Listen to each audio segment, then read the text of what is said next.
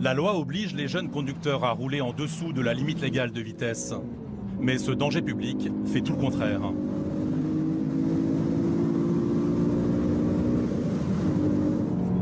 C'est vous qui roulez trop vite ou c'est les autres qui roulent pas assez vite? Non, c'est les autres qui roulent pas assez vite, c'est ça le problème.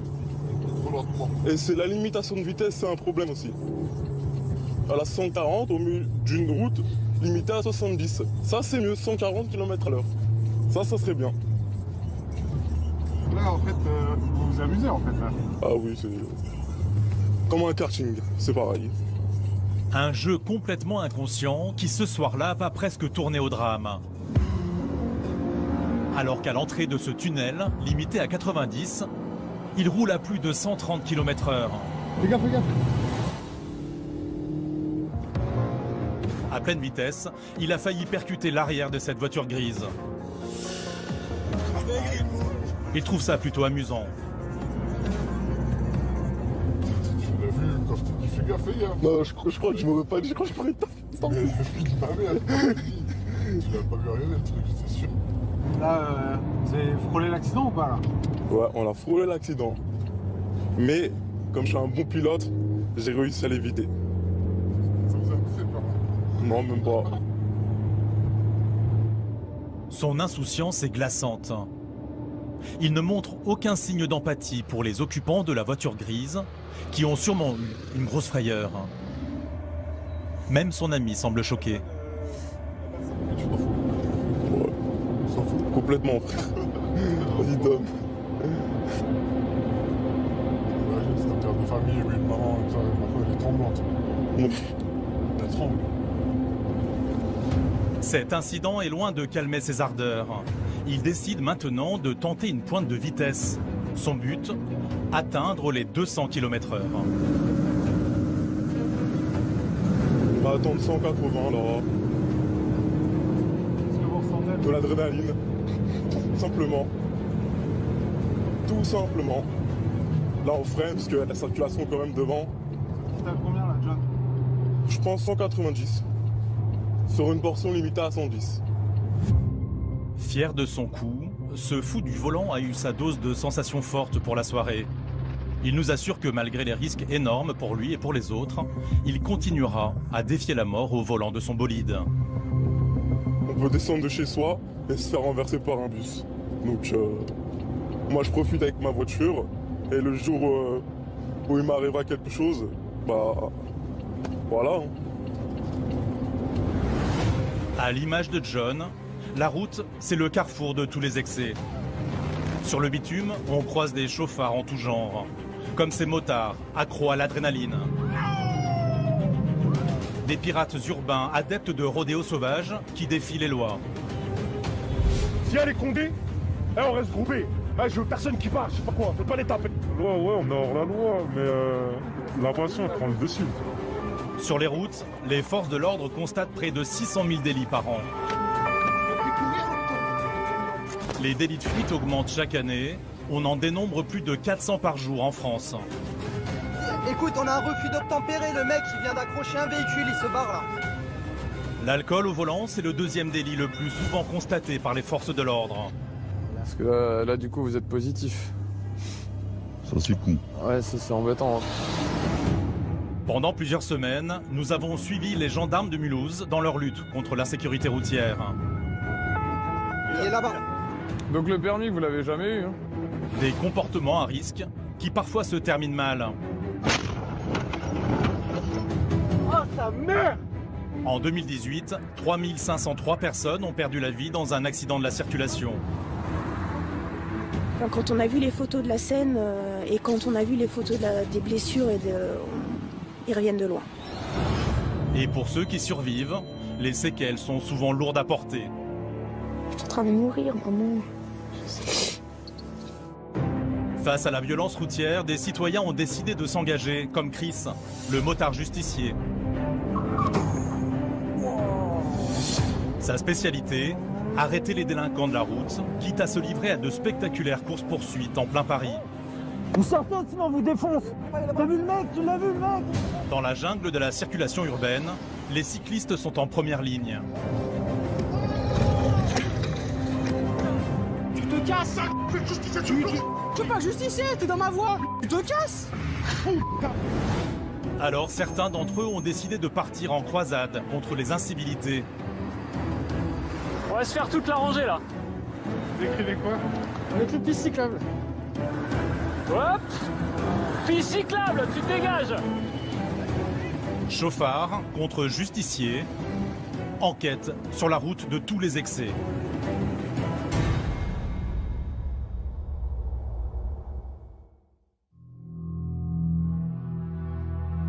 Mulhouse, dans l'est de la France. Il est 16h. Un automobiliste à la conduite dangereuse vient d'être signalé aux gendarmes de la compagnie. Il a pris à droite. Ouais, j'ai vu, ouais. L'équipage de Mathieu se lance à la poursuite du véhicule. Il est devant, il se barre. Mais l'homme au volant a décidé de fuir les gendarmes. Il fonce à toute vitesse pour leur échapper. Il a cramé le feu, il a cramé le feu. Droite toute, il repart sur Mulhouse. Il est là-bas. À l'approche de ce rond-point, le chauffard n'hésite pas à dépasser les autres conducteurs en montant sur le trottoir. Il percute même cette voiture grise pour la forcer à le laisser passer. Écoute, on a un refus d'obtempérer, le mec il vient d'accrocher un véhicule, il se barre là. On est au niveau des jonquilles. Niveau des jonquilles. CDT6, immatriculé 106. Mathieu transmet immédiatement l'immatriculation du fuyard à ses collègues dans l'espoir d'identifier le délinquant. Il a accroché un véhicule, hein, à notre vue il se barre là. Il y a une école, il y a une école. Dans cette rue se trouvent des enfants. La vitesse est limitée à 30 km/h. Mais le chauffard roule à tombeau ouvert. Les risques sont trop élevés. Un accident pourrait survenir à tout moment. Les gendarmes décident de lever le pied et perdent la trace du délinquant. Ouais. C'est ce qu'on a vu. C'est ce qu'on a vu. C'est ce qu'on a vu. Ça marche, merci. Il y a quand même une mise en danger de la vie d'autrui, hein, parce que après il est repassé ici au niveau devant l'école. Il y a quand même du monde, c'est la sortie des classes. Donc voilà, après on ne prend pas tous les risques non plus. Hein. Pour essayer de retrouver ce dangereux conducteur, vas-y, repique par là-bas. Plusieurs patrouilles de gendarmerie sont engagées dans le secteur.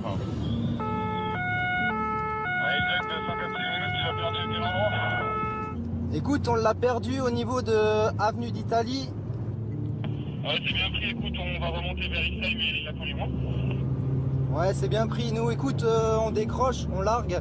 On va prendre attache avec le conducteur du véhicule qui s'est fait percuter. Hein.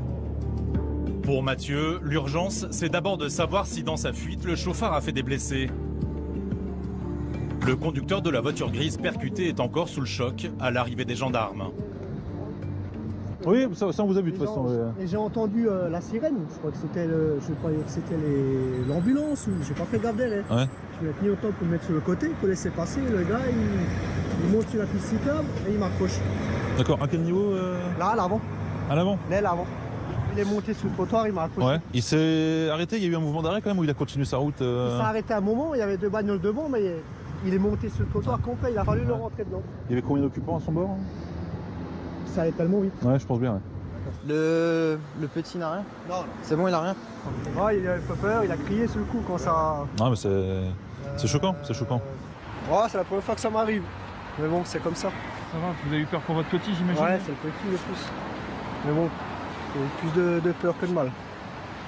Mais ça va aller. Y a pas de problème. Si pour ces victimes, l'incident se termine bien, les choses se compliquent pour le fuyard.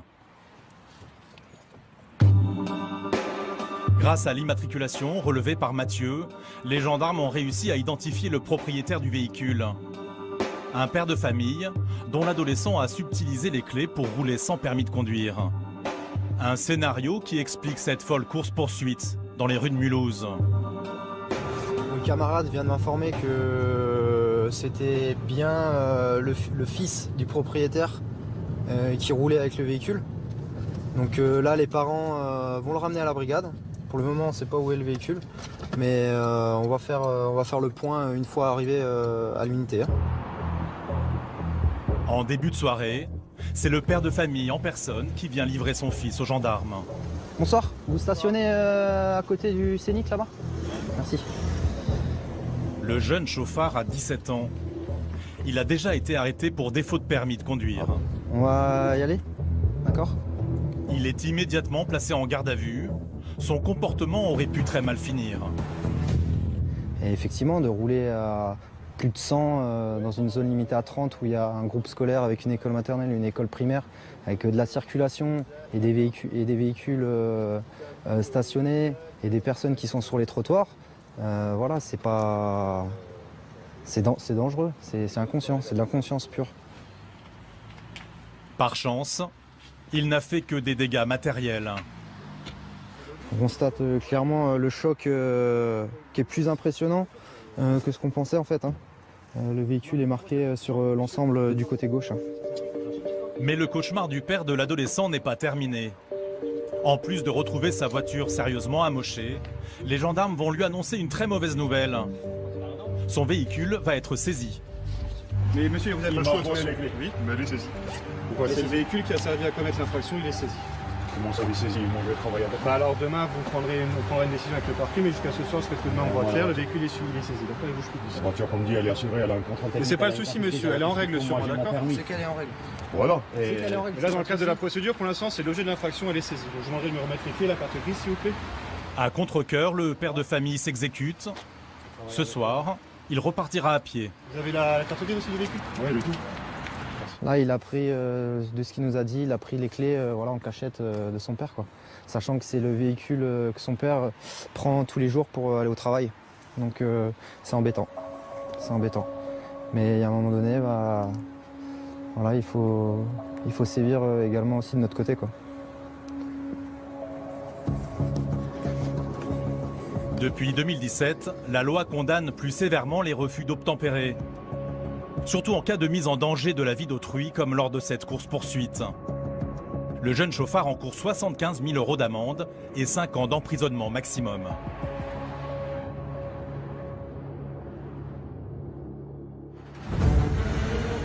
Parmi les délits routiers constatés sur les routes françaises, le délit de fuite occupe la première marche du podium. Un délit de fuite, c'est un conducteur qui décide de s'échapper après avoir causé un accident de la circulation. Comme cette voiture qui renverse un 2 roues et ne s'arrête pas. Leur chiffre est à peine croyable. Selon les forces de l'ordre, on en dénombre 470 par jour en moyenne en France. Conduite sans permis, défaut d'assurance, alcool ou drogue. Les raisons de prendre la fuite sont nombreuses. Alors, face à ce fléau, certains citoyens ont décidé d'agir. La détermination de ces nouveaux justiciers de la route mène parfois à des courses-poursuites spectaculaires.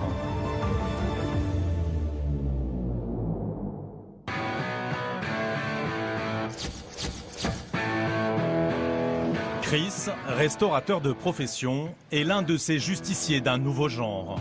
Sur le casque du motard, une petite caméra filme tous ses trajets en région parisienne. Avec votre caméra? Avec ma caméra, j'arrive à filmer tout ce que je vois dans Paris. À chaque fois que je roule, je l'allume. Il se passe toujours quelque chose sur Paris et c'est grâce à ça que j'arrive à faire mes vidéos, mes montages, qu'ils soient drôles ou pas. Dans ses vidéos, Chris aime filmer ses interactions avec les autres usagers de la route. Ah, c'est le moment de faire la course avec la trottinette, on dirait. Qui va aller le plus vite? Trottinette, Z800. La course. Ah bah il en reste plus vite que moi. Marque de fabrique? Ouais, c'est ça, essayer de faire rire les gens, ça, j'aime ça. Des petits moments de vie qu'il monte et diffuse sur un ton humoristique et décalé. Alors, bonjour. J'ai vu beaucoup de choses à Paris, mais là, c'est bien la première fois. Ça doit bien marcher aussi pour les filles, ça. Hein? Et pour le motard youtubeur, le succès est au rendez-vous. Près de 300 000 abonnés sur sa chaîne, Au total, ces vidéos ont été vues plus de 10 millions de fois. Comment ça va? La forme? Merci, à bientôt. Un abonné, ça c'est cool.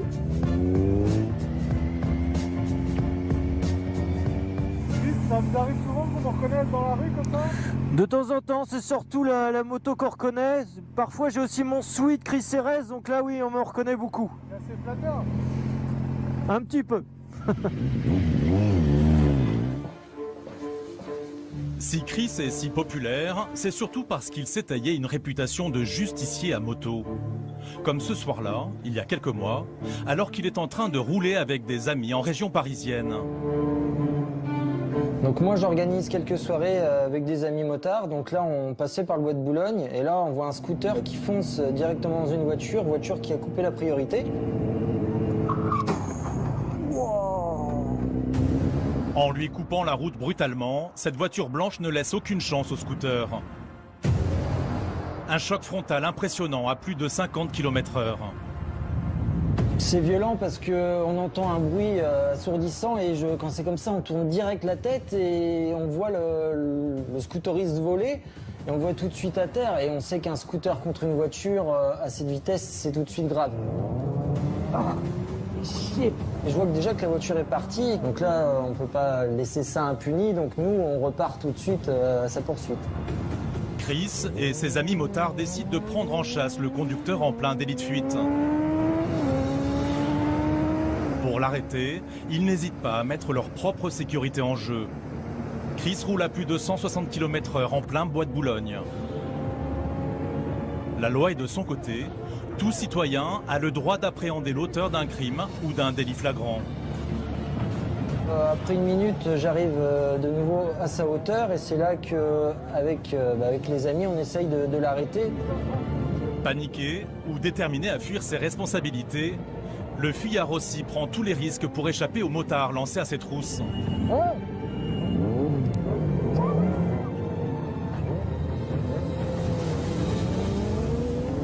On arrive à ce feu rouge et justement on retape un peu sur la voiture, elle veut toujours pas s'arrêter.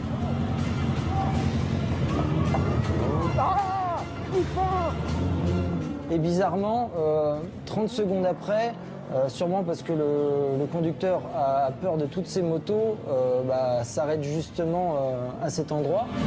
Oh, ne sortez pas! T'as voulu le mec, tu restes là, les flics ils arrivent! Les deux hommes sont confus. Ils ne semblent pas bien comprendre ce qui leur arrive. Vous sortez sinon on vous défonce. T'as vu le mec? Tu l'as vu le mec? Quelques minutes plus tard, des policiers en civil débarquent sur les lieux. Grâce à Chris et ses amis, le chauffard devra répondre de ses actes devant la justice. Vu la violence du choc, le conducteur du scooter accidenté s'en tire plutôt bien, avec une double fracture des bras. Mais c'est une autre vidéo de délit de fuite tournée par Chris qui l'a rendue célèbre. Sur Internet, elle totalise déjà plus de 5 millions de vues. Ces images ont fait le tour du monde. Chris est déguisé en Père Noël. Au guidon de sa moto, il tourne l'un de ses petits films. Quand soudain, sa journée va se transformer en un véritable scénario hollywoodien. En fait, j'arrive à côté de la rue de Rivoli et donc à un feu rouge. Et je vois une voiture qui passe au feu rouge et qui percute donc un piéton. Ce piéton est projeté en l'air par la violence du choc et retombe lourdement sur la tête.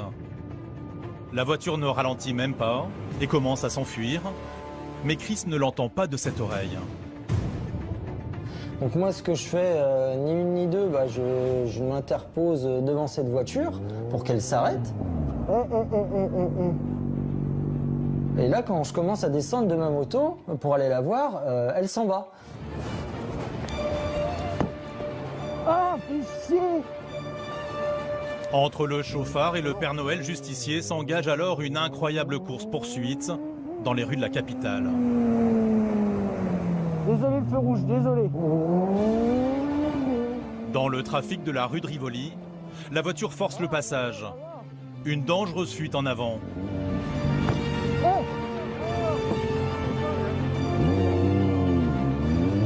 La situation devient incontrôlable et Chris, conscient du danger, tente de calmer la conductrice pour éviter un suraccident. Arrête-toi. C'est là que j'arrive avec ma moto à me mettre devant elle. Et là, je me dis, elle s'arrête. Donc là, je redescends de ma moto. Là, je me dis, c'est bon, c'est fini, elle va s'arrêter. Et en fait, elle repart. Et là, tu te dis, mais qu'est-ce qu'elle fait? Qu'est-ce qu'on va faire là? Loin de se calmer, la femme au volant de la voiture noire n'hésite pas à remonter la file de véhicules en sens inverse. Malgré les risques évidents de cette poursuite en plein Paris, Chris ne lâche pas la fuyarde. Là, je commence quand même à avoir un petit peu le palpitant qui s'affole. Devant l'église de la Madeleine, le courage de Chris va payer. Il repère 2 motards de la police qui vont croire au témoignage de cet improbable Père Noël. Monsieur, il y a une voiture qui vient d'écraser quelqu'un et là elle essaye de s'échapper,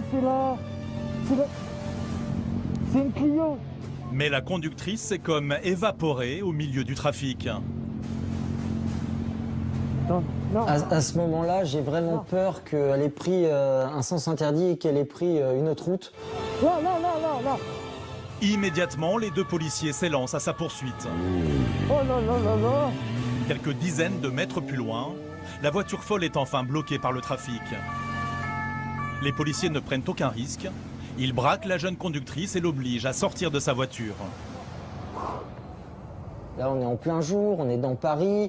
Le policier a sorti son arme. C'est irréel, mais quand c'est terminé, on a le sourire.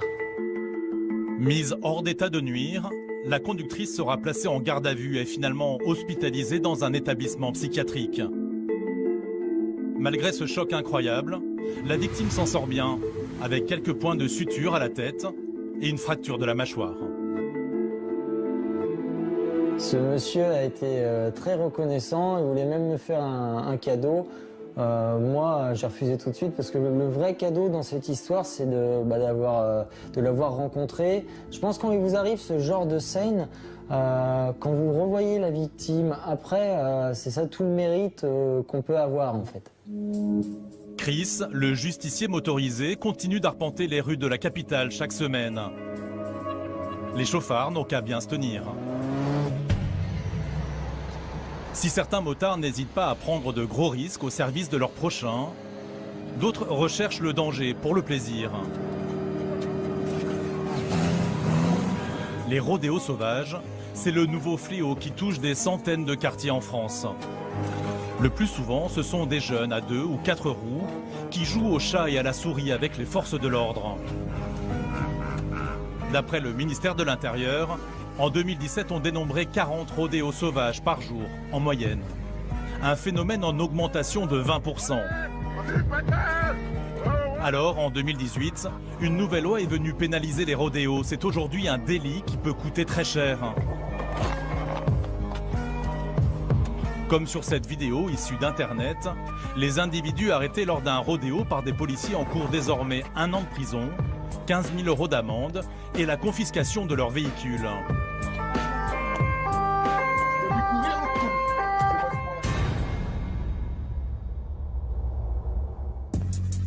Quelque part en Île-de-France.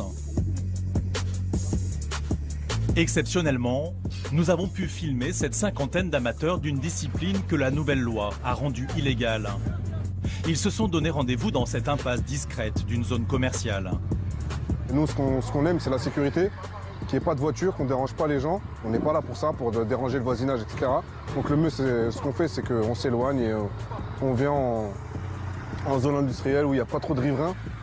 Et voilà, moi, on casse la tête à personne. Vas-y, maintenant, mets les rampes. Tiens-le bien. Hein. S'il fuit les zones habitées, c'est qu'il est difficile de rester discret avec ce genre d'engin. C'est assez puissant, c'est assez joueur. Si on n'a pas une certaine maîtrise, c'est pas bon. Leur passion, c'est le cross-bitume. Le but est simple, faire des acrobaties à 2 ou 4 roues. Un sport extrême venu des États-Unis qui compte des milliers d'adeptes dans toute la France, notamment en région parisienne. Ah, il y en a partout. Il y en a de partout, ah ouais, ça vient du 92, du 93, du 95, du 77. Il y a des petits qui sont venus en scooter, il y en a qui viennent par d'autres moyens. Il y en a, ils mettent le cross dans le coffre de la voiture. Par tous les moyens, quand il y a un beau temps comme ça et qu'on peut profiter, on est là. Voilà, le but, le grand mot, c'est de kiffer. Voilà, on va s'éclater, on va dire.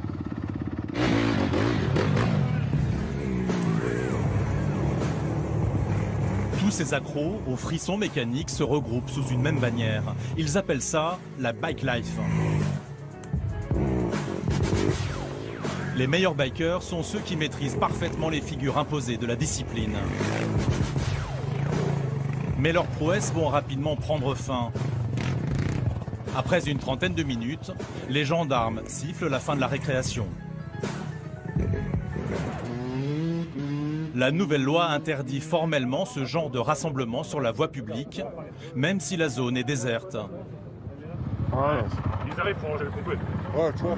Tous les compètes qui sont dehors, ils vont les embarquer. Voilà, malheureusement. C'est court, hein. Ouais, bah, ça a été court. Très court.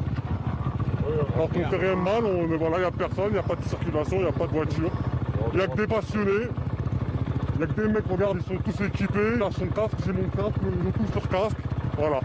Ça, c'est notre passion. Là, on nous en empêche. Voilà, c'est comme si vous avez un match de foot et malheureusement, on vous dit que c'est annulé. Bah, c'est pareil, c'est la même frustration qu'on ressent justement dans chacun de nous. Voilà des années que ces passionnés de mécanique espèrent que leur hobby devienne un sport officiel. Ils demandent un lieu, comme par exemple une piste d'aérodrome désaffectée, pour s'amuser en toute légalité. Mais jusqu'à présent, les pouvoirs publics font la sourde oreille. On se sent rushé, alors qu'on fait rien de mal. Hein. On préfère être là que sur autoroute et mettre en danger les gens. Concrètement, qu'est-ce qu'ils préfèrent les gens?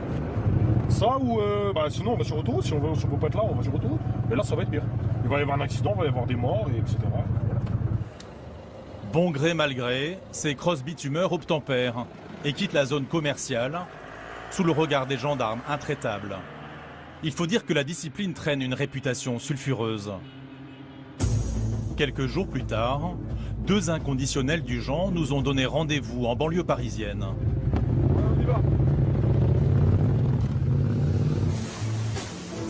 Pour Mehdi et Ludo, le frisson ultime, c'est de s'adonner au cross-bitume au beau milieu de la circulation.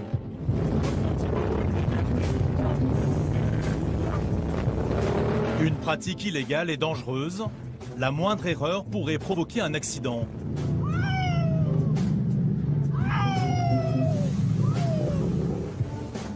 La loi votée en juillet 2018 a fait de ces rodéos un délit sévèrement puni. Pour ces pirouettes sur la voie publique, commises en réunion, les deux amis encourent désormais la confiscation de leur moto, 2 ans de prison et 30 000 € d'amende. Des sanctions qu'ils trouvent disproportionnées. Personnellement, non, je me sens pas un délinquant. Je suis pas dans la drogue, je vole pas. Vous savez quoi, je veux même te sortir du travail. Je sors du travail, je fais quelques roues. Ok, certes, on a grillé le feu rouge ici, mais sinon, généralement, on grille pas les feux rouges, on grille pas les stops. On est conscient, on a aussi une famille.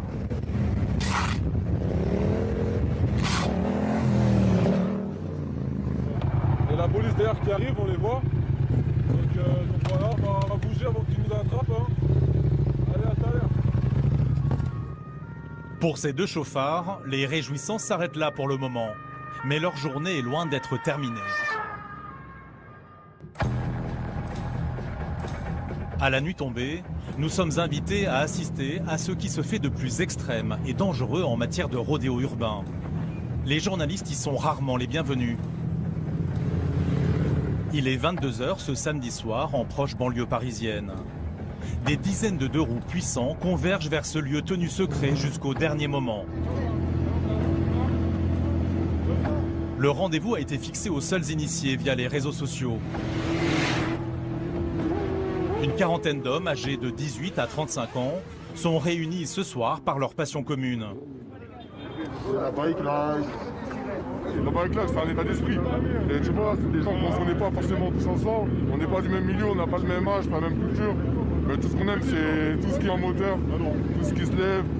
Et voilà, tout simplement. C'est un délire. C'est comme les surfeurs, nous c'est la moto. Voilà, il y en a qui choisissent de sortir en boîte ou Je sais pas faire d'autres trucs et nous on préfère faire de la moto le samedi. Leur projet ce soir, c'est de partir défiler en rang serré dans les rues de la proche banlieue parisienne. Dans leur jargon, ce type de rodéo urbain s'appelle des barrodes. Une pratique à haut risque, complètement illégale. Les risques, c'est quoi? C'est tomber sur la police. Voilà, ça c'est un des premiers risques que tu vas avoir. Tomber sur la police, ensuite ça part en chasse. Quand ça part en chasse, qu'est-ce qui se passe? On prend beaucoup plus de risques. On va aller à des très hautes vitesses. Tu vois, on va frôler les gens. Eux, c'est pareil, tu vois, on va les mettre un peu en danger. Et c'est pas ce qu'on cherche, tu vois. Et c'est ça, en fait, on va dire, le principal danger de ces barreaux un peu nocturnes, on va dire. Pour contrer la police, les pirates du bitume ont une stratégie bien élaborée. Là, tout le monde se rapproche. On va commander. Tout le monde va foutre sa plaque. D'accord? C'est ok pour tout le monde? Ok. Ensuite, ceux qui n'ont pas l'habitude de lever, comme je vous ai dit, faites pas des trucs de ouf. Si elle est condée, on reste groupé. Je veux personne qui part, je sais pas quoi. Faites pas les tapettes. Si elle est condée, on reste groupé.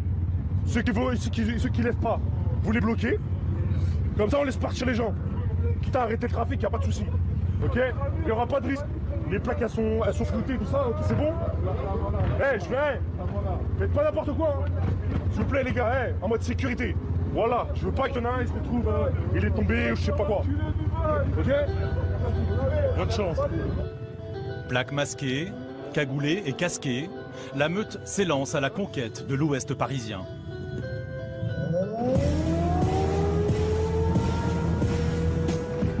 Leur premier objectif, se faire un tunnel, comme ils disent. En l'occurrence, ils visent le tunnel souterrain du quartier de la Défense.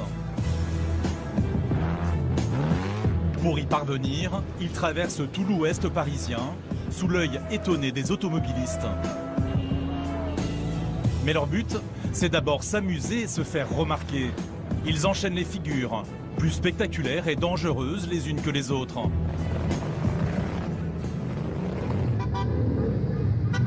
Arrivés à l'entrée du tunnel de la Défense, ils n'hésitent pas à bloquer la circulation de cette autoroute, au mépris des autres usagers. Leur stratégie, certains ralentissent le trafic, pendant que les autres s'en donnent à cœur joie. Des automobilistes les encouragent même en prenant des photos. La situation est extrêmement périlleuse. Sur une seule roue, ce jeune danse sur son scooter de plus de 200 kg. Sa maîtrise est aussi impressionnante que son inconscience. S'il chute, l'accident pourrait vite tourner au drame.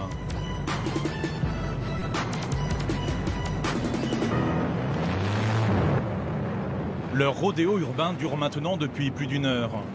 Toujours aucune patrouille de police en vue, les chauffards du samedi soir sont euphoriques. Là c'est l'heure de la pause goûter. Ah tu peux filmer. Faut prendre des forces. Ouais, faut prendre des forces, bah ouais. Après on va s'amuser encore. On est en plein dedans. Ah c'est... J'ai même pas les mots, je vous jure j'ai même pas les mots, sincèrement. C'est vraiment, c'est un truc de fou, là ça fait plaisir. La vraie vie elle est là, on est entre amis, on kiffe. Pas besoin de dépenser des centaines dans une boîte de nuit. Du bon temps et une bonne dose de déni quant aux risques qu'ils font courir à ceux qui croisent leur chemin. Ces accidents, oui, ça arrive, comme partout, hein, n'importe où. Même sur circuit, il y a des accidents. Mais non, souvent, non, il n'y a pas souvent des accidents. Pour eux, tout ça n'est qu'un jeu. Grisés par leur début de soirée, ils décident d'aller encore plus loin. Cette fois, ils mettent le cap sur le périphérique parisien, toujours très fréquenté le samedi soir. Les figures s'enchaînent à nouveau au beau milieu de la circulation.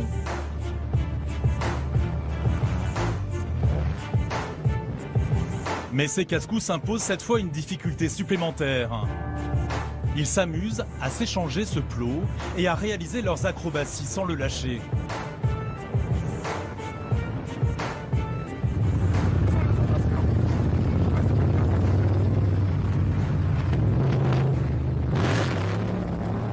Des débordements qui vont rapidement attirer l'attention des forces de l'ordre. Le cortège est rejoint par plusieurs voitures de police qui leur mettent la pression pour qu'ils quittent le périphérique. Ils encourent tous 2 ans de prison, 30 000 € d'amende et la confiscation de leurs engins.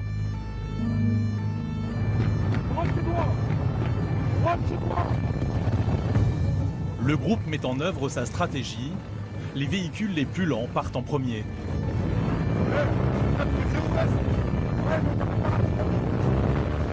À pleine vitesse, les scooters puissants fuient les derniers.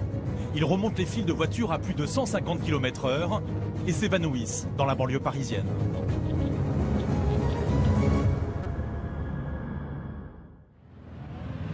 De retour au point de départ de leur équipée sauvage, les membres de la bande exultent. Et là, ça y est, ils ont mis première, deuxième, c'est la main dans la poche. Je le ploque. Ces jeunes ont fait le plein de sensations extrêmes. Ce soir, la chance était de leur côté. Ils n'ont eu ni accident, ni arrestation. La loi, ouais, on est hors la loi, mais la passion, elle prend le dessus. En fait, on sait que ce qu'on fait, c'est interdit, c'est pas bien, c'est dangereux et tout, mais c'est la passion, c'est la sensation qu'on... En fait, on va aller au-dessus des lois juste pour ça, en fait. C'est con, c'est bête, mais quand on est dedans, c'est mort. On est accro. C'est pire que la drogue. À l'image de ces motards accros à l'adrénaline, sur la route, l'enfer, c'est souvent les autres. En cas d'accident, pas toujours facile de se mettre d'accord sur les responsabilités de chacun. Alors, pour prouver sa bonne foi, un œil impartial peut s'avérer très utile. C'est le rôle des dashcams, ces caméras miniatures embarquées dans les véhicules. Le principe est simple, tout ce qui se passe sur la route est filmé. Selon les estimations, environ 30 000 voitures françaises en seraient équipées.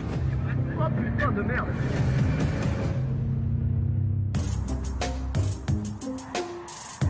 Dans un petit village du Jura, Mathieu, trentenaire, a sauté le pas il y a 2 ans. Un gadget technologique qui intrigue Philippe, l'un de ses voisins. Alors regarde, je vais te montrer. Ouais. Donc tu vois, j'ai la première dashcam, la principale. Elle est à l'avant. D'accord. Donc elle est collée au pare-brise. Impossible qu'elle bouge, mais en cas de choc, ça bouge pas du tout.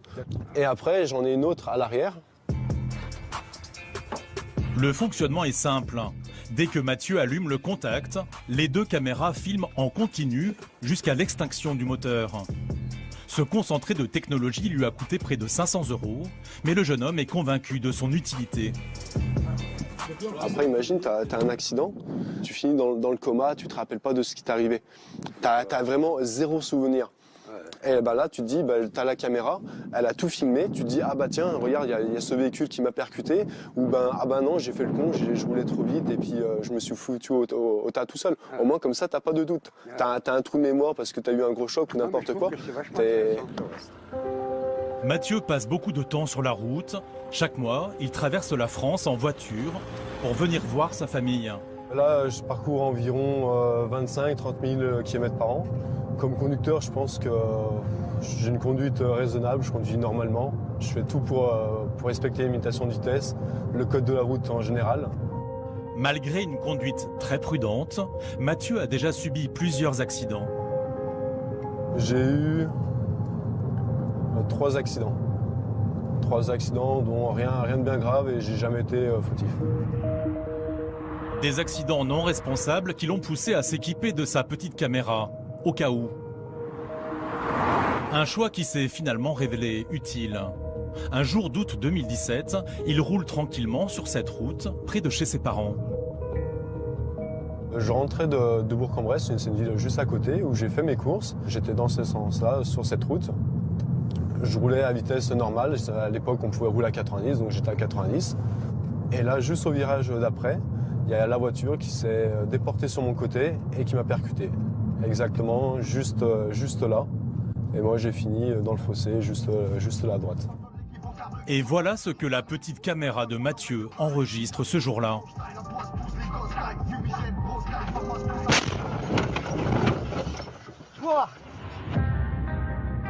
Un accident d'une grande violence. Ce choc frontal inattendu survient à près de 90 km/h. Mathieu est un miraculé. Quand j'ai vu la voiture, dans ma tête, je me suis dit c'est bon, c'est fini, je vais pas m'en sortir, quoi. C'est la seule chose que je me rappelle, il y a eu le choc.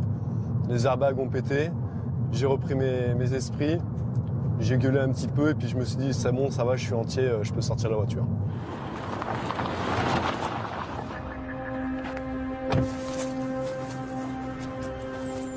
De retour sur les lieux de l'accident, Mathieu se souvient de chaque détail de cette terrible journée.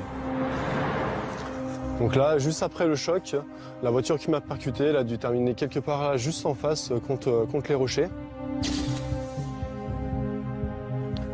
Et moi, ma voiture, elle a fini dans le talus, juste là à droite. L'état de sa voiture témoigne de la violence du choc. Passé la stupeur, c'est la colère qui envahit Mathieu. Oh ta mère! Quoi ce con? Je suis sorti, j'ai engueulé déjà le gars. L'autre véhicule est très endommagé, mais les 3 jeunes occupants n'ont pas de blessures sérieuses. Mathieu veut comprendre ce qu'il vient de se passer. Il questionne le conducteur, âgé de 18 ans. Et je lui ai demandé, au début, je croyais qu'il était en train de doubler un véhicule que j'avais croisé juste avant. Il m'a dit non, j'étais pas en train de doubler un véhicule, j'ai perdu le contrôle de mon véhicule. Dans cette voiture, 3 autres jeunes, témoins de l'accident, mais pas seulement. Ils sont aussi les amis du conducteur fautif. Quelques minutes plus tard, les gendarmes arrivent sur place. Interrogés, les 6 occupants des 2 autres véhicules font bloc avec un culot incroyable. Ils assurent aux gendarmes que c'est Mathieu le responsable de l'accident. Là, ils reviennent vers moi et me disent « Ah bah tiens, par contre, on a un petit souci. Les personnes qui sont en face disent comme quoi c'était vous qui rouliez au milieu de la route et pas eux. » Et je me suis senti sur le cul, quoi. Et je me suis dit, non mais les mecs, ils osent dire ça et tout. C'était obligé, ils étaient en tort, quoi. Et puis ils ont dû parler entre eux, ils ont dû se dire, ah bah tiens, le mec qui est tout seul et tout, on va lui faire porter le chapeau, il pourra pas se défendre. Nous, on est 6 et on est 2 véhicules. On n'a même qu'à dire qu'on se connaît pas. Voilà, quoi. Donc pour eux, c'était déjà tout fait, quoi. La situation est d'autant plus mal engagée pour Mathieu qu'il n'y a aucun élément sur place, comme par exemple des traces de freinage, qui accréditerait sa version. Pour les gendarmes, c'est la parole de Mathieu contre celle de 6 personnes. Il dégaine alors son dernier atout. Et là, j'ai pensé directement à ma dashcam, à la carte micro SD que j'avais déjà retirée, que j'avais mis dans ma poche. Et j'ai directement donné la carte micro SD aux gendarmes en leur disant, voilà, ça a tout été filmé, c'est tout dessus, tenez. La petite caméra de Mathieu va finalement faire triompher la vérité. Le soir même, les gendarmes m'ont rappelé en me disant comme quoi, monsieur, on a regardé la vidéo et vous pouvez dire à votre assurance comme quoi vous n'êtes pas en tort. Donc la caméra m'a vraiment sauvé les miches. Sans ça, dans le meilleur des cas, j'aurais eu 50-50, mais vraiment dans le meilleur des cas avec beaucoup de chance. Et grâce à la caméra, j'étais non responsable. Mais en matière d'accident de la route, vous allez voir que les gendarmes n'ont pas toujours besoin d'images pour rapidement comprendre qui est fautif.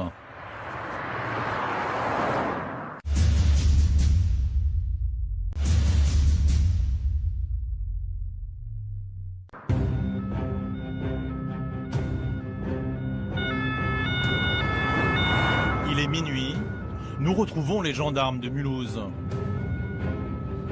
Ouais, depuis Mulhouse, c'est bien pris, on se transporte.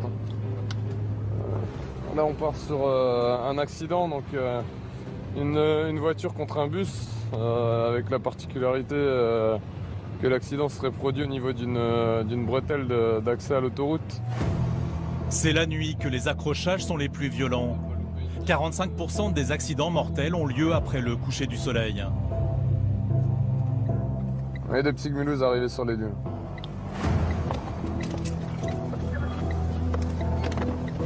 Ce soir, heureusement, il n'y a que des dommages matériels. Messieurs, dames, bonsoir, la gendarmerie. Bonsoir. Qu'est-ce qui s'est passé? J'ai doublé, j'ai tapé le bus. D'accord. Alors qu'il roulait tranquillement dans son bus vide, le chauffeur a été percuté par ce véhicule noir. La puissante berline aurait accroché l'arrière de l'autocar. Grégory veut d'abord déterminer les responsabilités de chacun. Je suis le chauffeur du bus. D'accord, c'est vous le chauffeur du bus, c'est vous le chauffeur du véhicule. Le chauffeur du bus. Ok, d'accord. Elle est morte. À ce moment-là. Mais qu'est-ce qui s'est passé? Vous n'êtes pas assez déporté? Ouais, Oui, Ouais. d'accord. Ok. Quelque chose comme ça, Et dans le bus, vous avez personne? Non. Je roulais, j'ai mal calculé le bus. Voilà. C'est vous qui êtes venu taper dedans? Ouais. À l'arrière? Ouais, à l'arrière. Après, vous circuliez à combien là au moment du choc, monsieur? 110, 120. Hein. Ouais, donc ça quand même. Et vous étiez quoi? Pareil, ils sont à 80, 80, ouais. 80, 90, comme le bus, il a le droit de rouler. Les occupants de la berline ont eu beaucoup de chance de ne pas être blessés. C'est que du dommage matériel. Oui. Je veux dire, c'est pas comme si vous aviez perdu une jambe ou autre chose, quoi, voilà. C'est l'essentiel, que nous, on arrive. Parce que c'est quand même du côté de madame que ça a tapé, quoi. Rapidement sur place, un dépanneur vient récupérer la voiture accidentée du couple. Il estime que la berline sera sans doute classée épave, au grand désespoir du conducteur. À 230 000 km, avec toutes les airbags qui ont pété, même si c'est une Audi, hein, c'était un son arme. Non, elle est belle. Elle est belle, cette voiture. Enfin, elle était. Non, faut pas dire ça. C'est l'expert qui verra. Oui, elle est belle. Ouais, elle est belle. On vous embête pas plus, on vous laisse repartir. L'attitude de l'homme met la puce à l'oreille aux gendarmes. Manifestement, il ne semble pas dans son état normal. Est-ce que vous avez consommé de l'alcool? Un petit peu. Un petit peu. Grégory procède alors à un contrôle d'alcoolémie. Donc vous soufflez, on vous dit stop. Ok, c'est bon. Vous avez bu combien de... J'ai bu 2 verres de vin. 2 verres de vin, d'accord. Et ça date de quand, le dernier verre? Une demi-heure à peu près. D'accord. Parce que là, du coup, vous êtes positif. Ça, c'est con. Ouais, ça, c'est embêtant. On va aller faire la vérification au bureau. Testé à son tour, le chauffeur du bus accidenté est négatif. Voilà, 0. Pour Grégory, le scénario de l'accident se précise. Alcoolisé, le conducteur a certainement mal évalué les distances quand il a voulu dépasser l'autocar. Il dit avoir bu 2 verres, tu crois ça? Non, je pense pas. Non, je pense que... ou alors c'est des gros verres. Et là, ouais, il doit être bien au-dessus. On va aller voir à l'unité, mais je pense qu'il est bien positif. Ouais. Le chauffeur est emmené à la gendarmerie pour connaître son véritable taux d'alcool. Dans la voiture, Grégory commence à l'interroger en douceur. Vous avez mangé quoi ce soir? J'ai mangé une marmelade mexicaine. Un peu ça me réussit pas apparemment. Hein. Je te dis, moi, c'est la dernière fois que je mange ça. Bien éméché et en confiance, l'homme reconnaît finalement sortir d'un dîner bien arrosé. J'ai bu un apéro, j'ai bu 2 verres de vin à table et un Irish café à la fin, et voilà quoi. Un repas quoi. De 0,25 jusqu'à 0,39, la personne est en contraventionnel. À partir de 0,40, la personne est en taux délictuel. Oh, je suis pas au-dessus. Oui, ça après on va voir, la machine elle nous le dira. Impossible. Impossible? Impossible. Je suis confiant.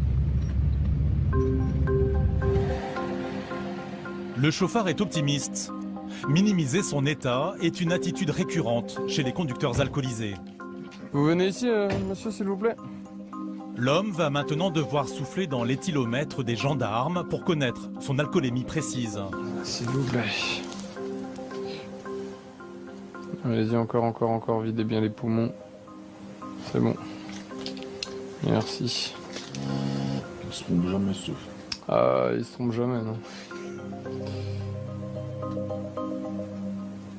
0,56. Et ça veut dire quoi? En gros, ça veut dire 1,12 g. Ça fait beaucoup, ça? Ça fait beaucoup, ouais. Ah, j'ai pas bu tellement. Bah, pas tellement. On est en taux délictuel. Un taux délictuel, car 1,12 g d'alcool par litre de sang, c'est plus de 2 fois la limite légale, fixée à 0,5 g. Vous risquez de plus avoir de permis pendant quelques temps. Quelles sont les conséquences que ça va avoir sur votre vie de tous les jours? Bah, mon travail. Hein. Comment je vais travailler en Suisse si j'ai plus de permis? Enfin dégrisé, l'homme commence à comprendre les conséquences des mauvais choix qu'il a fait ce soir. Pourtant, il a toujours du mal à assumer pleinement ses responsabilités. Je sais que j'ai pas trop bu. Et en fait, dans ma tête à moi, je suis pas fautif, mais bon, puisque j'ai bu de l'alcool, j'ai fait l'accident, ben, je suis fautif, tout simplement. Voilà. Et je peux rien faire. Les gendarmes sont habitués au déni des automobilistes alcoolisés au volant. Il est fréquent qu'ils n'admettent pas représenter un grave danger sur la route. Il ne se rend pas compte que ça aurait pu être un accident mortel, que sa femme aurait pu être paralysée à vie. Et je pense que demain, il risque de déchanter un peu plus quand il va comprendre que la voiture est épave, que son permis, il ne va plus l'avoir pendant quelques mois. Forcément, je vous laisse signer ici. Si ce soir le chauffard repart libre, dans les semaines à venir, il sera jugé par un tribunal. Pour ce délit, il encourt jusqu'à 2 ans de prison ferme, 4 500 € d'amende et 3 ans de suspension de permis. Allez, bonsoir. Merci. Chaque année, environ 200 000 personnes sont contrôlées positives à l'alcool au volant sur nos routes. Un fléau responsable de 20% des accidents mortels. Cela représente plus de 700 décès par an.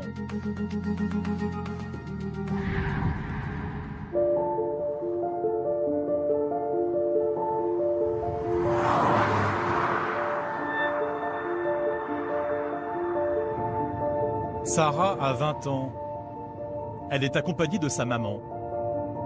Il y a 1 an, elle a été victime d'un grave accident de la route après une soirée trop arrosée. Pour témoigner des conséquences de l'alcool au volant, elle a accepté de revenir sur les lieux du drame. Sarah, quand vous revenez ici, qu'est-ce que vous ressentez comme ça spontanément? J'aime pas. J'aime pas revenir ici parce que ça me fait bizarre. En fait, ça me fait plein de flashs de la nuit où j'étais là, donc j'aime pas forcément. Une nuit de novembre 2017. Il est 4 h du matin. Sarah est en voiture avec 3 amis. Ils sortent de boîte de nuit et rentrent finir la soirée chez l'un d'eux. Au volant, son ami n'a plus de permis de conduire et a consommé de l'alcool. Dans cette courbe, elle perd le contrôle du véhicule. On est arrivé sur cette route-là, on était 4. Et puis après, pour le virage, donc on est passé là, à côté du goudron, puisque les routes elles sont mal faites d'ailleurs. Et après, ici, comme on était au mois de novembre, il pleuvait et puis il faisait nuit, puis on voyait pas très bien. Les phares, ils ont éclairé que cette partie de route ici. Et du coup, au dernier moment, on a vu que c'était donc le virage qui continuait par là-bas. On s'est pris le terre-plein ici. Et donc là, ça a fait des traces. Donc la voiture, elle a sauté contre le bitume. Ça a fait des traces ici. Et après, on est venu directement contre le poteau EDF de l'autre côté. Sur ces photos prises le lendemain de l'accident, l'état de la petite voiture témoigne de la violence du choc.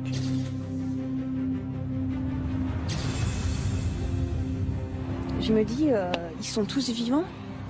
C'est... Ben oui, ça tient, je sais pas si ça tient du miracle ou si ça tient c'est le dernier avertissement, il faut que tu fasses quelque chose pour que ça change.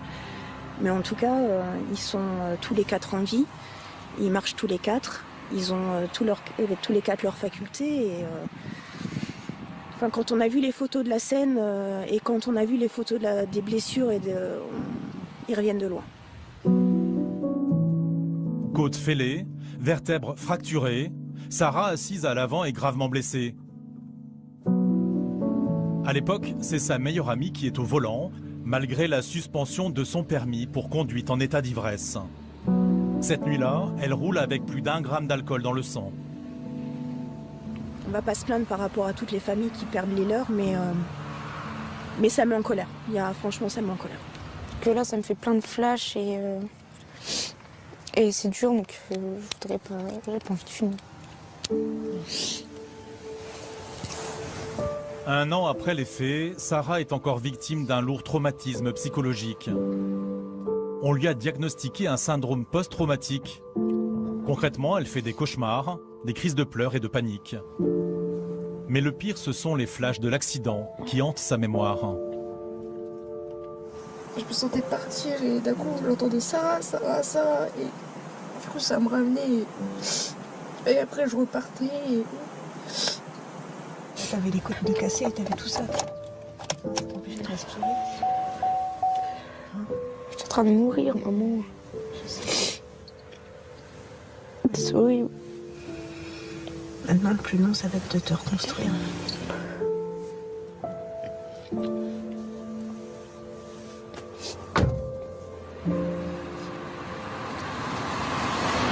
Virginie a vécu le cauchemar de tous les parents. Une soirée qui dérape, un enfant brisé. Alors cette maman est d'accord avec la nouvelle loi votée en 2015. Tolérance zéro sur l'alcool pour les jeunes conducteurs pendant leurs années de permis probatoire. Malgré l'accident, le sujet oppose mère et fille. C'est propre de la jeunesse de ne pas être capable de toute façon de se contrôler plus que ça. C'est pour ça qu'ils ont encore des parents sur le dos et c'est pour ça qu'on leur fixe des limites. Moi je suis pas d'accord. Bah oui, forcément, t'es jeune, t'es pas d'accord. Mais non, parce que moi j'ai déjà été en boîte, ça m'est arrivé de prendre un verre et pas en prendre 4, ça veut rien dire. Quand tu laisses la porte ouverte à la tentation... Mais c'est pas la tentation, maman. Mais si, la tentation de l'alcool, elle est là quand même. Mais n'importe quoi, tu peux prendre un verre et pas en prendre 4. Il y a quelqu'un qui paye une bouteille, on t'offre un verre, tu bois. Bah non, tu peux dire non, j'ai pas envie de boire, ou non, je bois pas. Pour moi, le 3 ans... La nuit de l'accident, la conductrice n'a pas su dire non. Elle avait bu 4 ou 5 verres d'alcool en boîte de nuit. De petits choix aux grandes conséquences. Sarah a passé 4 mois au centre de rééducation de l'Arche. Une longue convalescence pour réapprendre à marcher après ses fractures de la colonne vertébrale. Bonjour. Plus d'1 an après le choc, elle vit toujours avec d'importantes douleurs et son bras gauche est en partie paralysé. Elle espère que le docteur qui a encadré sa rééducation pourra l'aider à soigner ses séquelles. Son mal-être est profond. J'ai besoin de savoir si je serai toujours comme ça ou si c'est juste passager, s'il y a des solutions ou s'il n'y en a pas. Pour moi, à l'intérieur, je vois mes amis, j'ai 20 ans, ils peuvent aller dans des kartings, jouer au bowling, sortir. Moi, si je sors, bah, j'ai mal. Si je peux pas jouer au bowling, par exemple, la semaine dernière, on a été au bowling, bah, moi je regardais parce que je peux pas jouer. À la fête foraine, c'est moi qui tiens les sacs parce que je peux pas aller avec mes amis. Et du coup, j'ai peur qu'à force, on m'invite plus parce que je sers à rien en fait. Je peux pas faire les activités comme mes amis. J'ai 20 ans et j'ai l'impression d'être une vieille parce que je peux rien faire. Donc, bah, en fait, je voudrais savoir si je pourrais reprendre le sport aussi. Parce que je fais rien. Je fais rien de ma vie, je peux même pas travailler. J'ai 20 ans. C'est à vous. Allez-y. Merci, je vous dis bonjour quand même. Bonjour. Bonjour madame. Asseyez-vous. Merci. Le docteur Egon est spécialiste de la moelle épinière. Mais les différents examens passés par Sarah ne révèlent pas de lésions qui pourraient expliquer ses souffrances. Ce praticien très expérimenté sait que les douleurs corporelles peuvent être les symptômes d'une détresse plus profonde. Moi j'estime qu'on a tout à fait le droit d'avoir et de parler d'un gros traumatisme psychologique après un tel accident. Et c'est peut-être lui qui est en cause dans la symptomatologie qu'elle décrit, surtout pour le membre supérieur et tout ce qu'elle constate. Le médecin estime que la jeune fille a besoin d'aide pour surmonter son syndrome post-traumatique déclenché par l'accident. Il l'oriente vers une équipe de psychologues spécialisés dans ce genre de traumatisme. Pour guérir son corps, il faut reconstruire sa vie, en fait. Certainement, oui. Il faut reconstruire sa vie, se reconstruire le reste et la suite de sa vie. Là, il y a eu un arrêt, je pense, dans la construction de sa vie. Merci docteur, au revoir. Ce diagnostic n'est pas celui qu'attendait Sarah. Soigner un traumatisme psychologique lui paraît long et incertain. Elle espérait une explication plus concrète à ses douleurs. Ça fait 1 an que toutes les semaines j'ai des rendez-vous et toutes les semaines on me renvoie faire quelque chose d'autre. Et après on me renvoie vers un autre truc et du coup ça commence à faire long et ça commence à faire beaucoup et j'en peux plus en fait. J'ai envie que ça s'arrête au bout d'un moment. J'ai envie que ça soit mon passé et pas que ça revienne continuellement dans ma vie. Pour Sarah, le chemin de croix est loin d'être terminé. La prochaine épreuve qu'elle devra affronter sera judiciaire. Dans quelques jours se tiendra le procès de son ancienne meilleure amie qui conduisait cette nuit-là, alcoolisée et sans permis de conduire.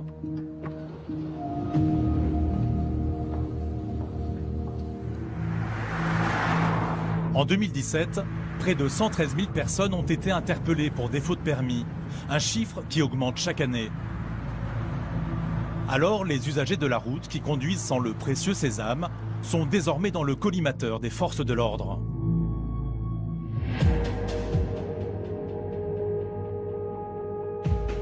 En périphérie de Mulhouse, alors que les gendarmes procèdent à un banal contrôle de papier, une voiture qui passe là par hasard va attirer leur attention. Au revoir. Viens, vite. C'est un mec que je cherche. C'est la 206 gris. Le visage du conducteur ne leur est pas inconnu. Grégory tente de coincer ce jeune adulte depuis plusieurs semaines. C'est celle-là. Mais je suis pas sûr si c'est ça. Ah si. Ouais, si. Bonjour. C'est lui qui a pas le permis. On l'a contrôlé Ilzac. Tu te rappelles? Bonjour monsieur. La gendarmerie. On va t'amener à se contrôler à peine plus loin. On vous laisse passer devant, vous prenez à droite et à droite. Voilà, là, mais... Le fonctionnaire sait que ce garçon n'a pas de permis de conduire. Mais jusqu'à présent, le chauffard a eu beaucoup de chance. Repasse.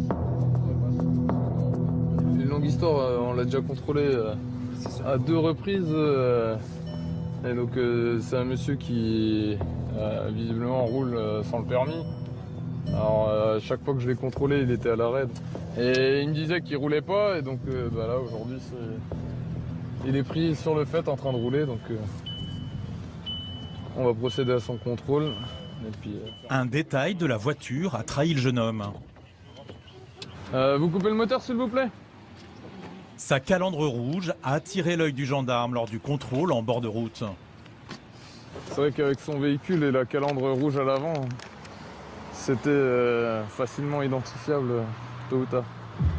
Selon les estimations de la sécurité routière, environ 600 000 personnes conduiraient sans permis en France.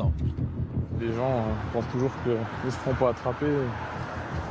Et tôt ou tard, ça arrive, la preuve encore aujourd'hui.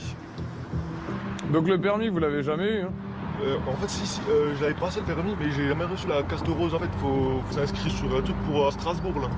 Effectivement, après vérification, le jeune homme n'apparaît pas dans le fichier des détenteurs du permis de conduire. Mais du coup, vous l'avez pas eu, le permis? Si, je l'ai. Pourquoi vous n'êtes pas dans la base? Mais parce que je vous ai dit, je l'ai perdu, le permis. On me l'a retiré, le permis. Pour il me semble que c'était pour alcool à Saucelles. Contrôlé positif à l'alcool, le jeune conducteur a en fait perdu son permis de conduire probatoire il y a 10 mois. Du coup, vous allez venir avec nous?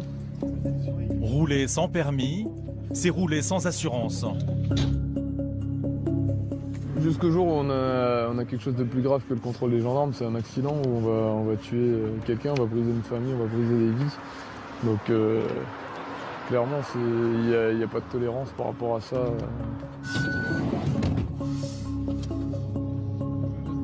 En cas de dommages causés à un tiers, le chauffard sans permis devra payer parfois toute sa vie pour indemniser ses victimes.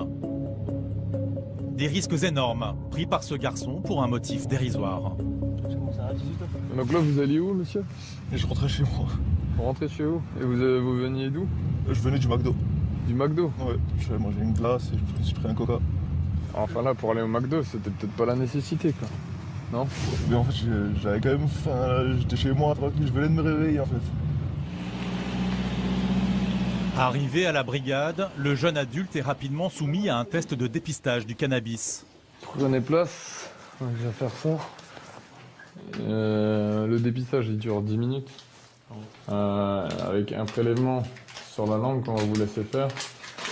S'il y a des traits, c'est que c'est positif. S'il n'y a pas de traits, c'est que c'est négatif. Voilà. Sur la langue, sur la joue, l'intérieur de la joue, sous la langue.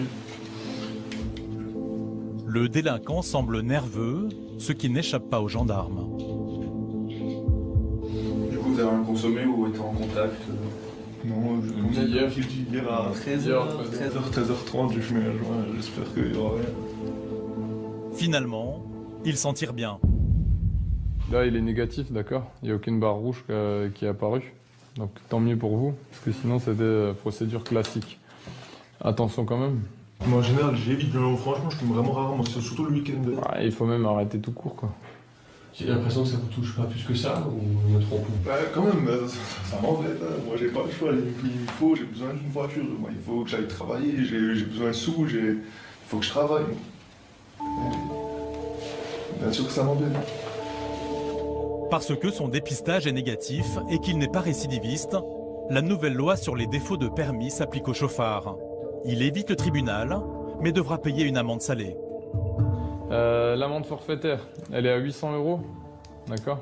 Si vous la payez avant, enfin rapidement, ce sera à 640. Par contre, si vous la payez au-delà d'un certain délai, je pense que ce sera 45 jours, vous aurez une amende à 1600 €.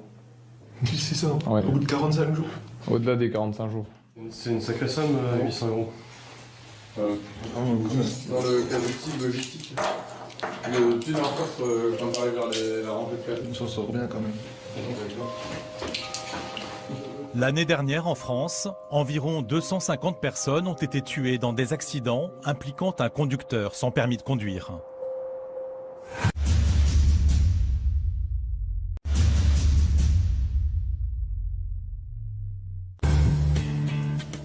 Les cyclistes sont l'une des catégories d'usagers les plus vulnérables aux accidents de la route. Chaque année, dans les rues parisiennes, ils sont plus de 600 à être blessés lors d'un accident.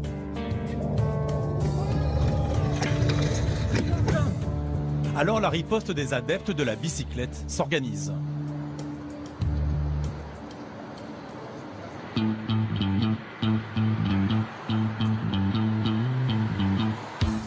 Il est 8h30 ce matin, place de la Bastille, en plein cœur de Paris. Là, on est bien. Ouais.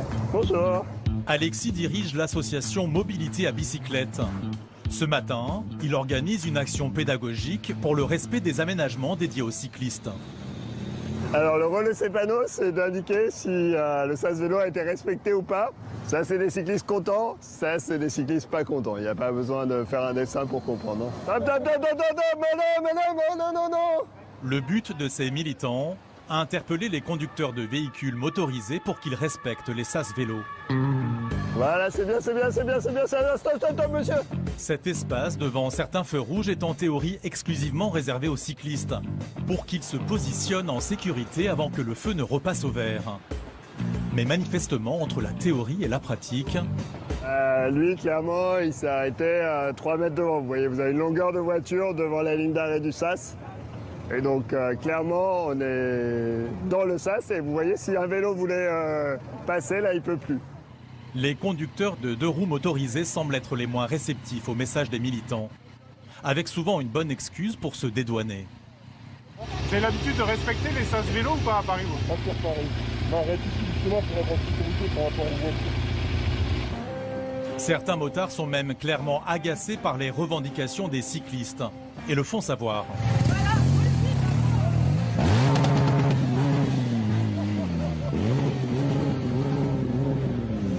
Alors voilà, ça c'est les gens qui se vengent, comme ils n'osent pas nous dire qu'ils nous aiment pas, ils se vengent en faisant vrombir le moteur au démarrage.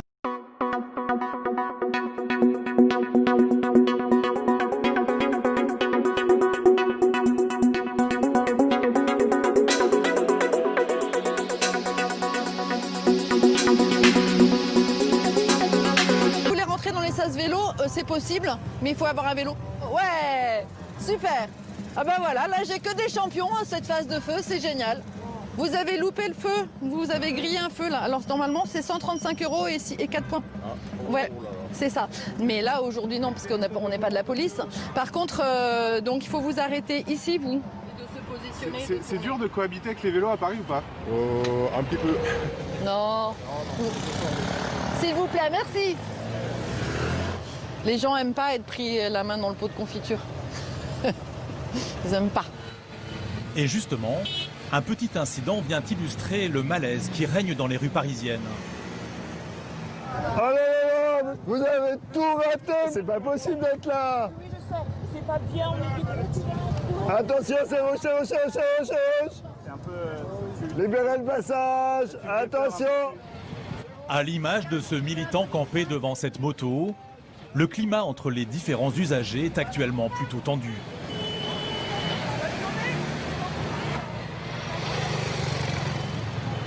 Est-ce que vous avez compris Non.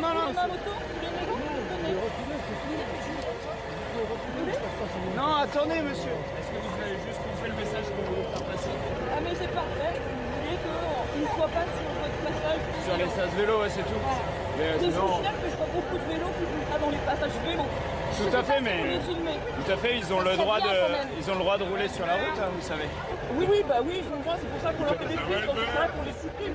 Qu'est-ce que ça crée comme sentiment chez vous? Un sentiment de ras-le-bol. Un sentiment vraiment de ras-le-bol.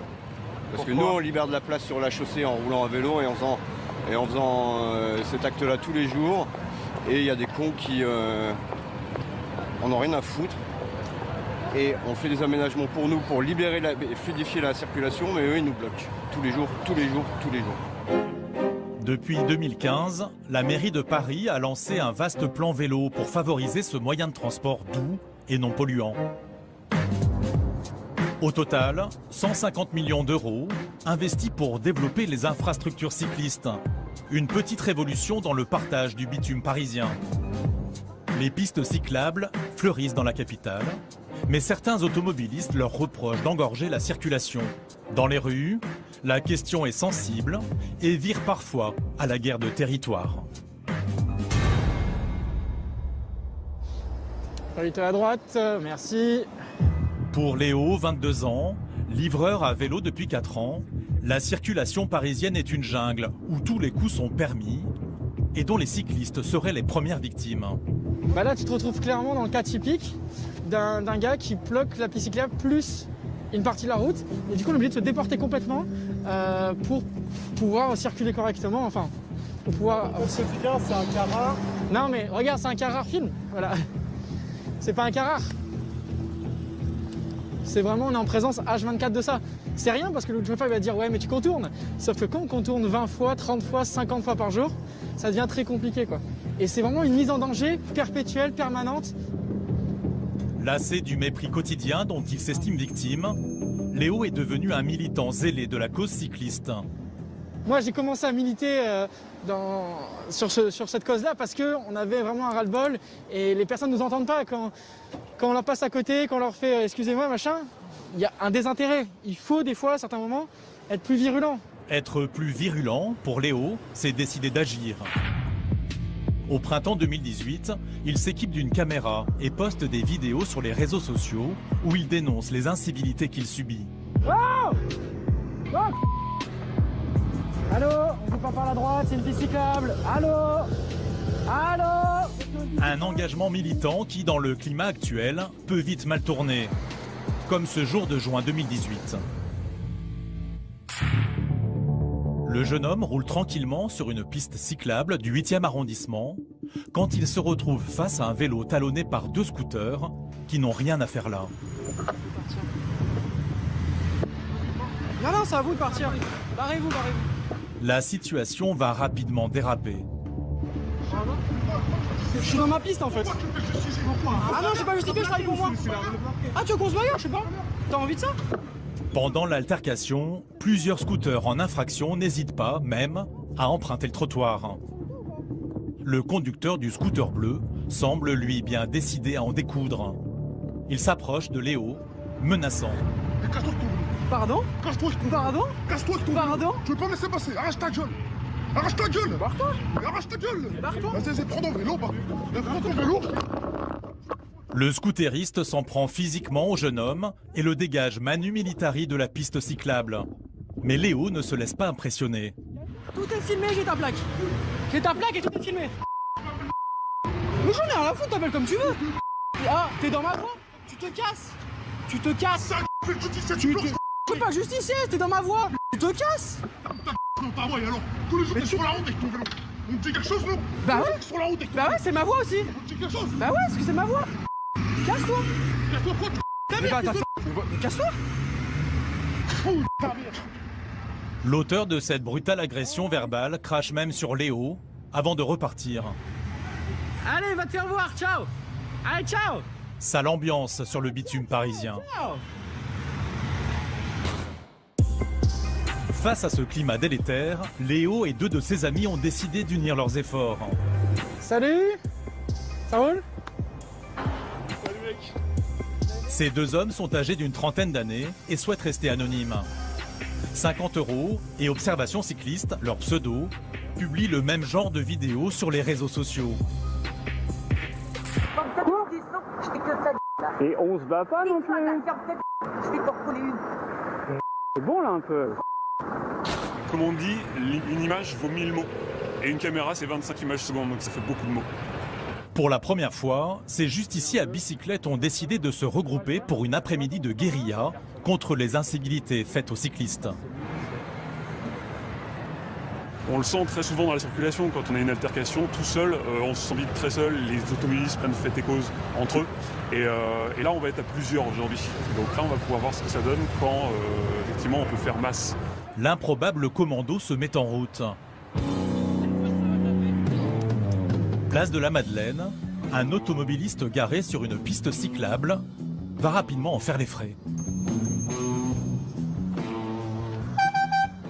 Bonjour monsieur, vous êtes sur une piste cyclable s'il vous plaît. Est-ce que vous pouvez déplacer votre véhicule s'il vous plaît? Allez-y alors.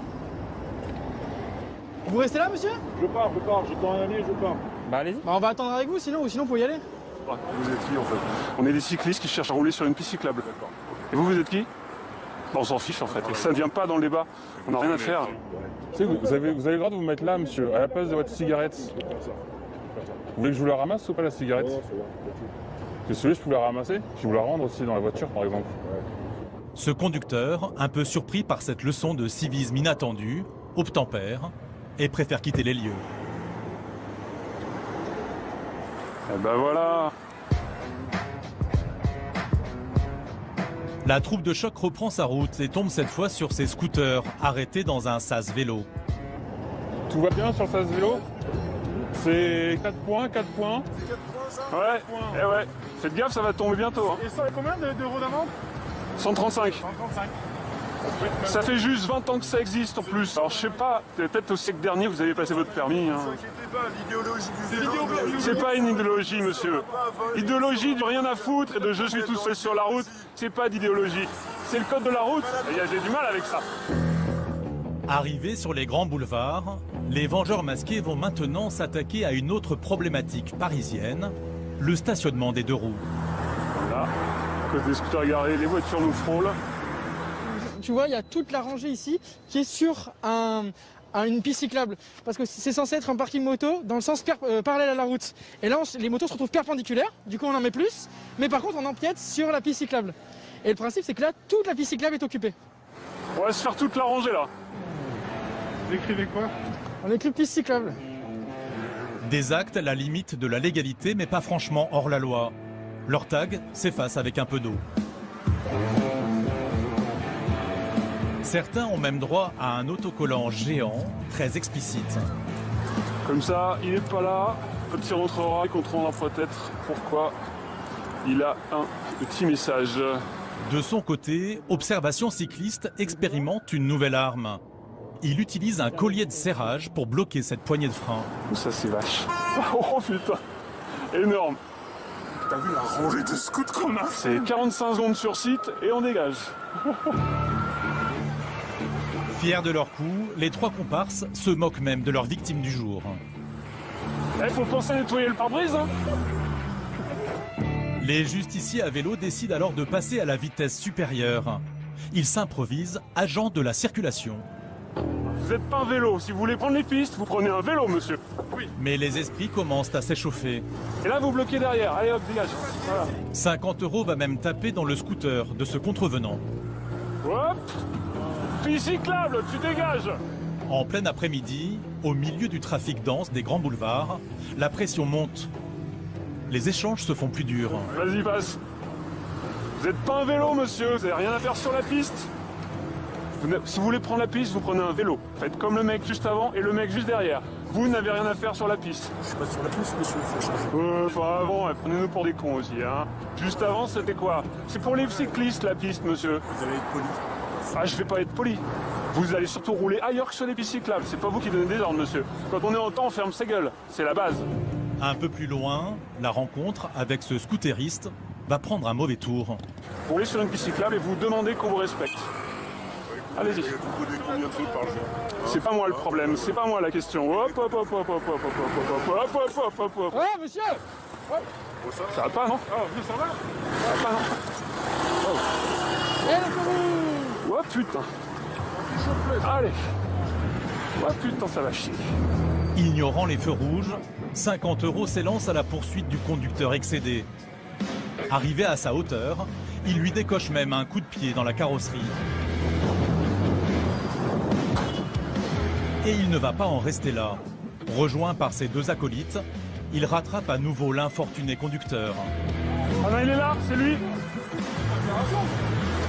Et lui passe un savon en public, quitte à bloquer la circulation de la place de la République.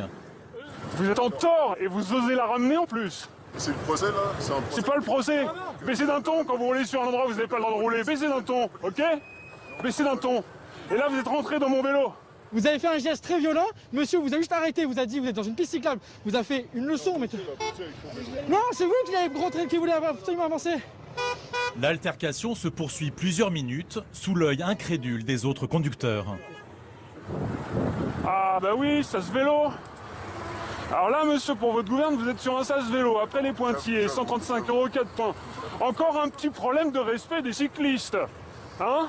Il est loin le code. On prend des petites libertés avec le code de la route. Des méthodes agressives aux allures de vendetta. Mais pour ces Don Quichotte qui mènent leur croisade à bicyclette, la fin justifie les moyens. Vous êtes un c***, monsieur, à conduire comme ça. C'est n'importe quoi, un jour vous allez taper quelqu'un, c'est tout.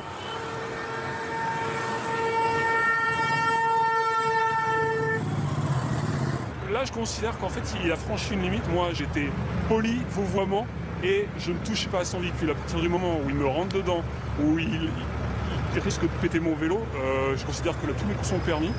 Et donc voilà, et là il s'agit que ces gens comprennent que les cyclistes, c'est pas juste des rats, qu'on écrase comme ça, et qu'à un moment, eh ben, on l'a mauvaise et on ouvre notre gueule, ou alors on fait autre chose, on s'affirme.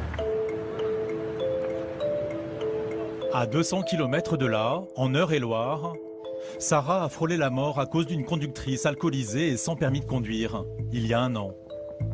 Aujourd'hui va se tenir le procès de la chauffarde.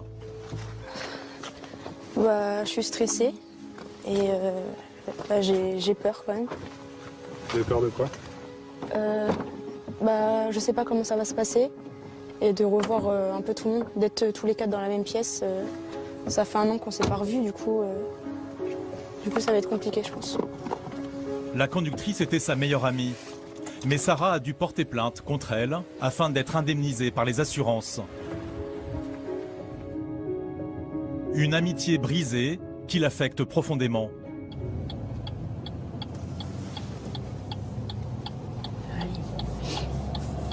Pour la première fois depuis l'accident, elle reverra aujourd'hui son ancienne amie.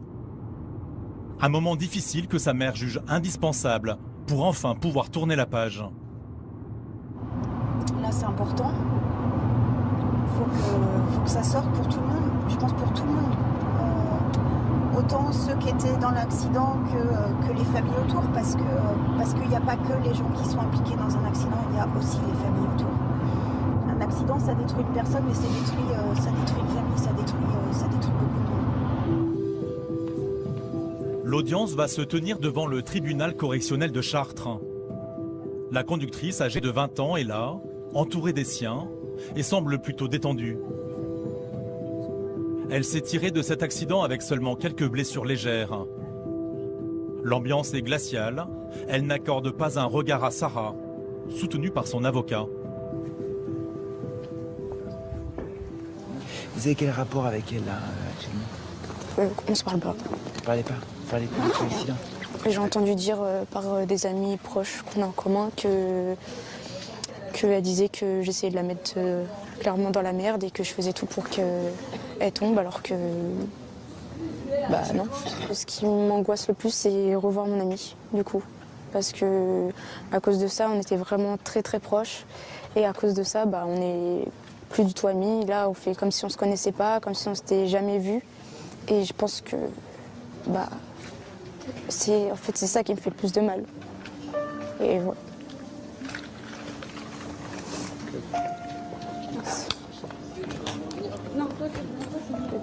Pourquoi ça m'angoisse et tout. Ça y est, c'est presque fini. C'est chiant d'être ici. C'est bientôt fini, d'accord?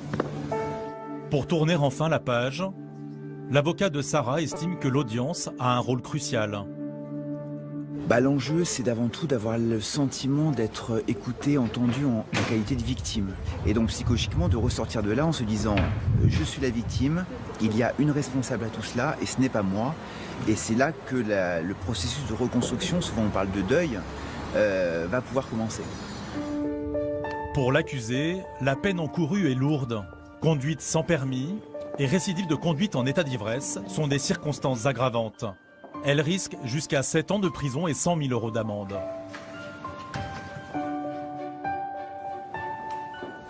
Après 1 heure d'audience, la décision du tribunal tombe. La jeune chauffarde est condamnée à 8 mois de prison avec sursis et 1 an d'annulation de permis. Donc le pénal, c'est fini. Et il faut qu'à partir de maintenant, vous rebondissiez. Que vous repartiez, que vous avanciez toutes les deux. Vous avez été jugé. La justice a parlé. 1 an d'interdiction de permis, elle l'avait déjà avant l'accident et ça ne l'a pas empêché de conduire. Donc s'il n'y a pas véritablement, est-ce que j'espère, est-ce qu'on espère tous un vrai déclic, ça se reproduira malheureusement et je ne suis pas sûre que la prochaine fois il n'y aura pas des morts. J'espère simplement c'est que ça ne sera pas ma fille, que ça ne sera pas Océane et que ça ne soit pas la fille de quelqu'un d'autre parce que en tant que parent, malheureusement, on les récupère cassés, à l'extérieur, mais aussi à l'intérieur, et c'est le plus dur. Pour Sarah aussi, ce jugement gardera un goût amer. Mais ce n'est pas la décision du tribunal qui est en cause. C'était mon ami, et la voir être accusée, ça m'a fait beaucoup de peine. Et du coup, je tremblais, et j'essayais de pas trembler devant tout le monde et tout, mais du coup c'était angoissant. Et des fois je me retenais de pleurer parce que c'était quand même mon ami et du coup à cause de ça, à cause d'un accident, il faut se dire que l'amitié tient pas toujours. Du coup voilà. Les 2 clans se quittent sans un regard. Leurs chemins se croiseront à nouveau pour l'audience civile qui fixera le montant de l'indemnité que la délinquante devra verser à ses anciennes amies. Je savoir qu'elle allait être remplacée aussi parce que je savais que ça allait être dur pour elle, si tu veux. Depuis 10 ans, le nombre de jeunes adultes tués sur les routes a baissé de 40%. Mais les accidents de la circulation restent la première cause de mortalité des 18-24 ans. En 2018, 493 jeunes ont perdu la vie sur les routes de France.